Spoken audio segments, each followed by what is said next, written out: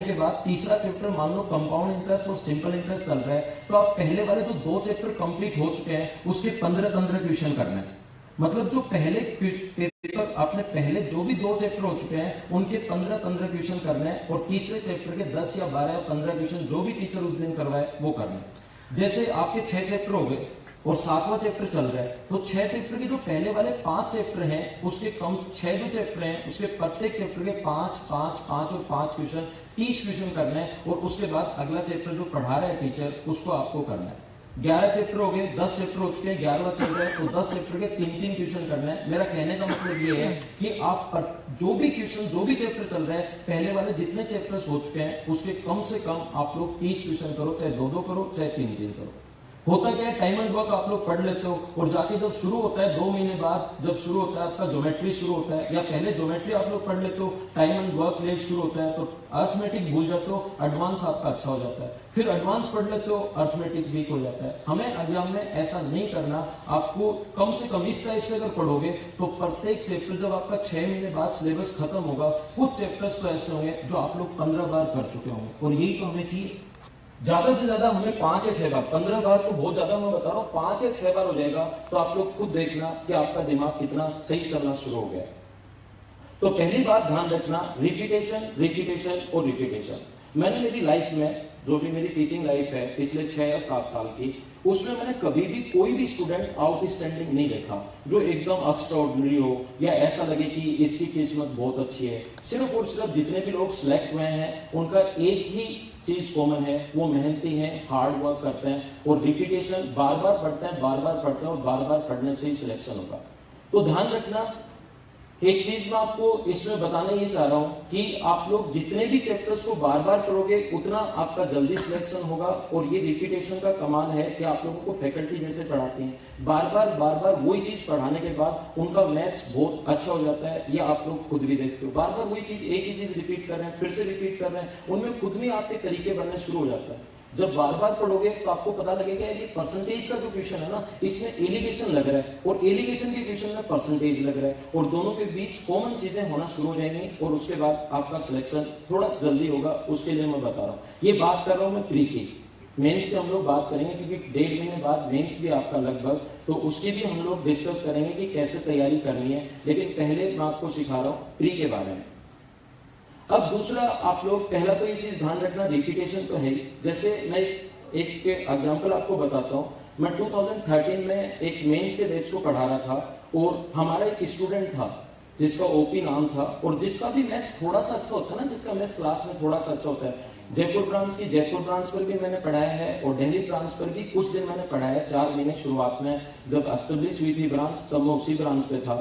तो जब किसी बच्चे का, किसी स्टूडेंट का मैथ्स थोड़ा सा ठीक होता है, वो मुझसे मिलता है, पर्सनली इंटरेक्ट करता है। तो एक स्टूडेंट मेरे पास आया, ओपी रोड्स, जिसका नाम था, ओपी नाम था उसका, शुरू का स्टूडेंट था एक।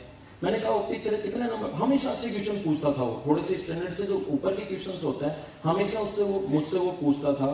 तो मैंने एक दिन उससे बात कर ली वैसे कि ओपी यार तेरे प्री में स्कोर ठीक ठाक बता रहा है, मेंस में मैथ्स में कितना स्कोर चल रहा है? तो उसने कहा कि सर मेरा मैथ्स में कभी 190 आ जाता है, कभी 195 आ जाता है, मैथ्स में जो मदर्स एजुकेशन हब के एसटी है। और ये जितने भी लोग टेस्ट देते हैं ना, ये आप लोगों को पता होगा कि मदर्स एजुकेशन हब के एसटी, मैं ये बहुत ज्यादा बढ़ाई नहीं कर रहा हूं, लेकिन आपको खुद को पता होगा कि मदर्स एजुकेशन हब की एसटी हमेशा एसएससी की जो एसटी होती है उससे अच्छे लेवल की आती है। मैथ्स का जो पेपर है वो एसएससी के लेवल से हार्ड आता है या नहीं आता है? हमेशा अच्छे लेवल का आता है। मैंने कहा यार तो इस पेपर में, अगर मदर्स एजुकेशन हब के पेपर में अगर 195, 190, 192 मार्क्स चल रहे हैं, तो वहां पर तो 200 मार्क्स भी ला सकता है। वहां पर जिसके 190 प्लस है, हो सकता है 190 आए, हो सकता है 195 आए, हो सकता है 200 भी आ जाए। तेरा इंग्लिश में स्कोर क्या है? तो इंग्लिश में उसने स्कोर बताया 70 नंबर। कभी 70 आ जाता है, कभी 80 आ जाता है, मेंस में आउट ऑफ 200। तो दोस्तों ने मैंने कहा कि यार तू क्या कर लेगा मैथ्स में, इक्वेशंस निकाल रहा है अच्छी बात है, लेकिन क्या कर लेगा मैथ्स में?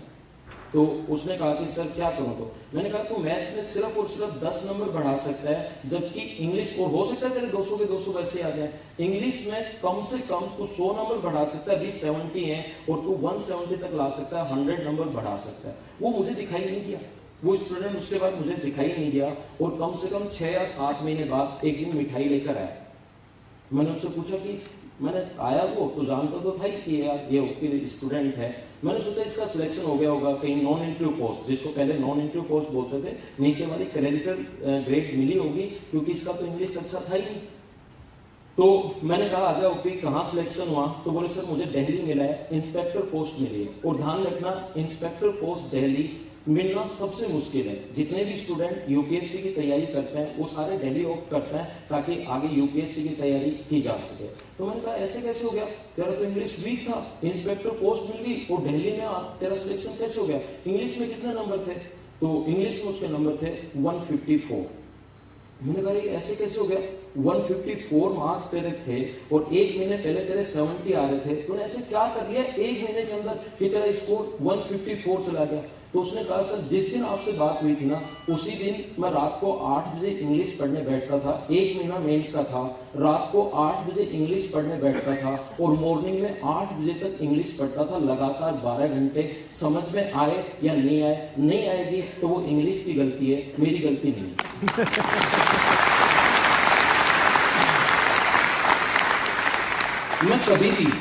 मैं कभी भी मेरी जिंदगी में ये रिग्रेट नहीं करना चाहता कि मेरी इंग्लिश की वजह से सिलेक्शन नहीं हुआ। यहाँ पर बैठे कितने लोग हैं जो इस टाइप से तैयारी करते हैं, मैं ऐसा पूछना चाहता हूँ। उसने कहा सर जिंदगी में मैंने अगर ये 12 घंटे लगातार पढ़े तो मैं जिंदगी में कभी ये नहीं सोचूंगा कि ये मेरी मिस्टेक के कारण मेरा सिलेक्शन नहीं हुआ। मैं ये सोचूंगा कि मैंने तैयारी की, इंग्लिश की वजह से मेरा सिलेक्शन, या इंग्लिश की गलती थी, मेरी गलती नहीं थी। मैं पूछना चाहता हूँ कितने ऐसे स्टूडेंट हैं जो इस टाइप से तैयारी कर रहे हैं एसएससी के लिए। अगर नहीं कर रहे हो तो तैयारी करो, डिपेंड करता है आप पर।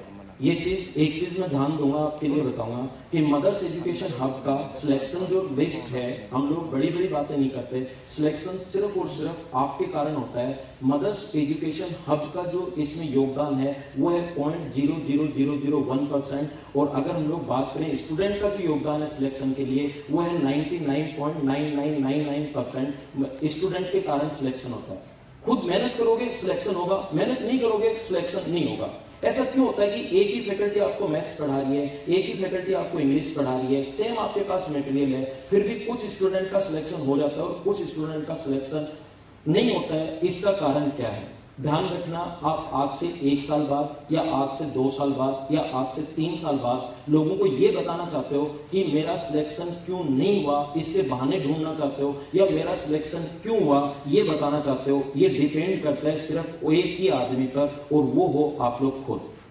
आप लोग क्या चाहते हो कि मतलब 3 साल बाद में ये बहाना बनाओ कि मेरा उस दिन यार मैं पेपर देने तो गया था, बहुत अच्छी तैयारी मैंने की, लेकिन वहां का उस दिन सर्वर डाउन हो गया था, और उस दिन एग्जाम वाले दिन तो मेरी थोड़ी सी तबीयत खराब हो गई थी, इसके कारण मेरा सिलेक्शन नहीं हुआ। अरे उस दिन ये हो गया था। आप लोग बहाने ढूंढना चाहते हो या यहाँ स्टेज पर आकर ये बताना चाहते हो कि आपका सिलेक्शन क्यों हुआ? ये डिपेंड करता है आप पर। आपको इंग्लिश नहीं आती, आपने कैसे तैयारी की? आपने मैथ्स नहीं आती, आपने किस टाइप से तैयारी की? ये अपना एक्सपीरियंस शेयर करना चाहते हो कि आपका सिलेक्शन क्यों हुआ या आपका सिलेक्शन क्यों नहीं हुआ? ये बहाने अगर ढूंढना चाहते हो तो वो डिपेंड करता है सिर्फ और सिर्फ आप पर। दूसरा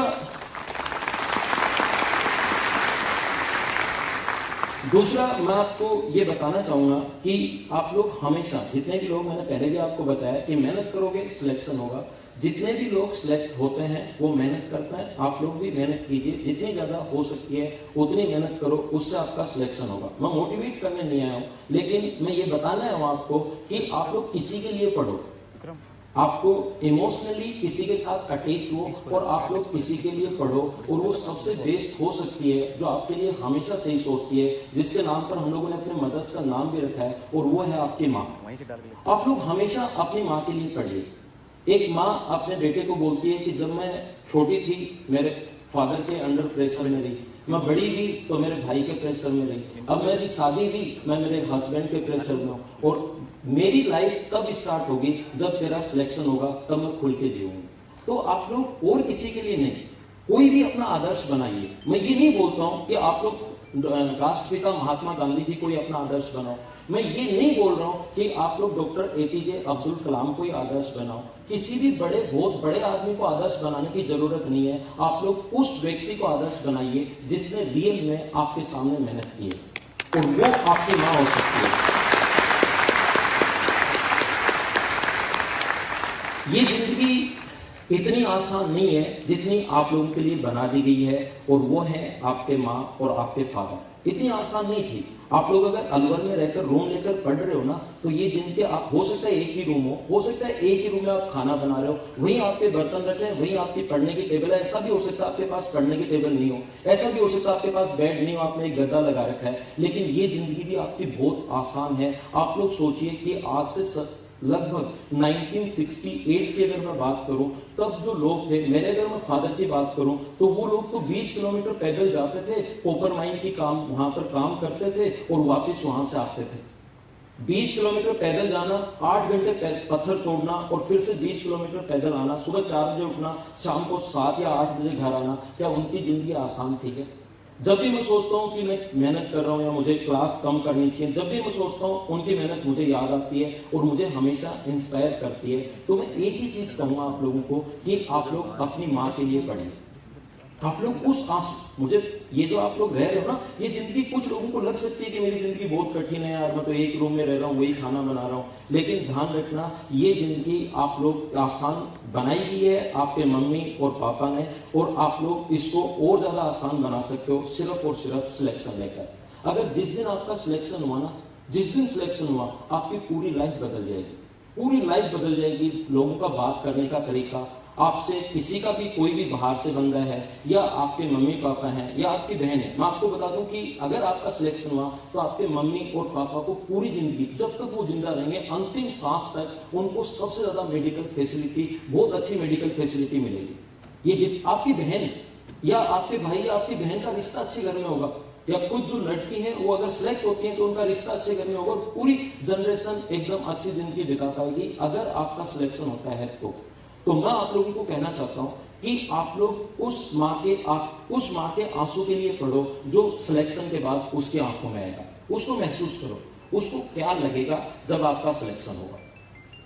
एक स्टूडेंट था, हम लोग जयपुर ब्रांच पर हम लोग ये फेलिसिटेशन प्रोग्राम कर रहे थे, और एक लड़का था विनय चौधरी, उसने जो एक लाइन बोली, यहाँ पर मुझे उससे बातें भी होती हैं, उसने एक लाइन बोली कि सर, जब मैं उसका सिलेक्शन हुआ था एग्जामिनर के लिए, और एग्जामिनर एक पोस्ट होती है एसएससी में, यहां बैठे लगभग सभी स्टूडेंट को पता है, लेकिन ऐसे कितने लोग हैं जिनको ये पता है कि एग्जामिनर में वर्क क्या होता है, उसके बाद जॉब प्रोफाइल क्या है? अपना हाथ ऊपर कीजिए। एग्जामिनर की एसएससी में एग्जामिनर पोस्ट होती है, ये तो सभी को पता है क्या? तो कितने लोग ऐसे हैं जो, मैं पूछने वाला नहीं हूं कुछ भी कि क्या जॉब प्रोफाइल होती है, आपको अगर पता है तो अपना हाथ ऊपर कर सकते हो। मैं देखना चाहता हूं कितने लोग हैं। लगभग ज्यादा से ज्यादा 40 या 50 लोग, ठीक है, ठीक, ज्यादा से ज्यादा। मैं आपको जॉब प्रोफाइल नहीं बताने हैं यहाँ पर, मैं आपको समझाना चाहता हूँ कि उस स्टूडेंट ने यहाँ खड़े होकर एक बात बोली स्टेज पर जयपुर में कि सर, जब मेरा सिलेक्शन हुआ ना, और उसका न्यूज़पेपर में फोटो आई थी, सीकर का स्टूडेंट था, न्यूज़पेपर में फोटो आई थी, उसकी माँ पूरे दिन वहां पर आस पड़ोस में घूमी कि मेरा बेटा ऑफिसर बन गया। उसको नहीं पता कि उसका बेटा किस पोस्ट पर गया, क्या गया, लेकिन उसको तो सिर्फ इतना पता था कि उसके बेटे की, या कोई भी बेटी अगर तैयारी करे तो वो, लेकिन उसको इतना पता था कि उसके बेटे की न्यूज़पेपर में फोटो आ गई, और उसको जो क्या लगा है एग्जामिनर क्या होता है उसके अनपढ़ माँ को नहीं पता था, लेकिन उसको इतनी खुशी मिली कि वो पूरे दिन घूमती रही कि मेरे बेटे की न्यूज़पेपर में फोटो आई है, ऑफिसर बन गया, न्यूज़पेपर में फोटो आई है, कोई भी रिश्तेदार आया न्यूज़पेपर में दिखाया, फोटो आई है, और इतनी खुशी मिली। तो आप लोग अपनी माँ की उस खुशी के लिए पढ़िए। तो ये 2 एग्जाम्पल मैंने आपको इसीलिए दिए हैं, एक तो ओपी का, जो कभी अगर यहाँ आया, कभी अगली बार हो सकता है मैं आपको उससे मिलवाने लेकर आऊं, तो आप लोग इस टाइप से तैयारी करो। दूसरा, पहला मैंने बताया रिपीटेशन। दूसरा ध्यान रखना आप लोग, एक चीज मैं आपको बताना चाहूंगा। 2 दोस्त थे, एक कहानी सुनाता हूं आपको। 2 दोस्त थे जिनमें दोनों, एक तो किसी भी प्राइवेट कंपनी में इंजीनियर था, बहुत अच्छी पोस्ट पर, और एक गवर्नमेंट टीचर था। दोनों ने पास में घर बनाया अपना, और उनमें एक कंपटीशन हुआ, हेल्दी कंपटीशन, कि किसका घर के सामने जो गार्डन है वो अच्छा बनता है। दोनों ने कहीं गए, गार्डन में गए या कहीं से भी पेड़ पौधे लेकर आए, और उन्होंने पेड़ पौधे वहां पर लगाए, और दोनों ने उनको सींचना शुरू कर दिया। जो इंजीनियर था, किसी बड़ी कंपनी में इंजीनियर था, उसने सारे नेट पर देखे कि कौन कौन सी खाद डाली जाती है, कितना पानी देना चाहिए, और उसका जो गार्डन था वो जल्दी हरा भरा हो गया। दूसरा जो टीचर था, उसका गार्डन भी हरा भरा तो था, लेकिन इतना हरा भरा नहीं